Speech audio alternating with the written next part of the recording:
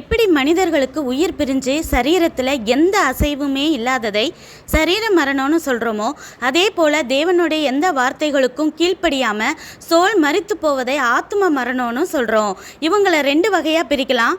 முதலாம் வகை ஆத்ம மரணத்தில் உள்ளவங்க வீடு, காரு, பணம், புகழ் சம்பாதிக்கணும்னு எப்பொழுதும் வேலைனே ஓடிக்கொண்டே இருந்து தேவனையே தேடாதவர்கள், குடி, போதை என சிற்றின்பத்திலேயே கிடப்பவர்கள்.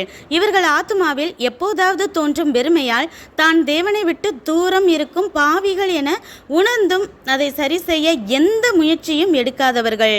2ஆம் வகை ஆத்ம மரணத்தில் உள்ளவங்க இயேசுவின் காலத்தில் இருந்த வேதபாரகர், பரிசேயர், பிரதான ஆசாரியர் போல வேதத்தை கரைத்து குடித்து தனக்கு எல்லாம் தெரியுங்கிற மமதை கொண்ட ஊழியக்காரர்கள், விசுவாசிகள். வேத வசனத்துக்கு கீழ்ப்படியாம வெறும் மனப்பாட திறமையை வைத்தே தன்னை ஆபிரகாம், மோசே என நினைத்து எடை போடும் பக்தி வேஷக்காரர்கள்.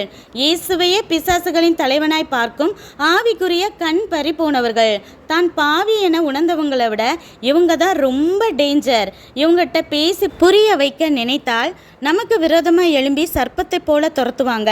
இவங்களிடம் நாம் கெஞ்சினாலும் இவங்களை பிடிச்சு வச்சிருக்கிற பிசாசு கூட அழுது மனம் திரும்பிடும் போல இவங்களோ பணம், உலக சிநேகம் என பிடித்து கொண்டு பிசாசின் ராஜ்யத்தை விட்டு வர மனதில்லாதவர்கள்.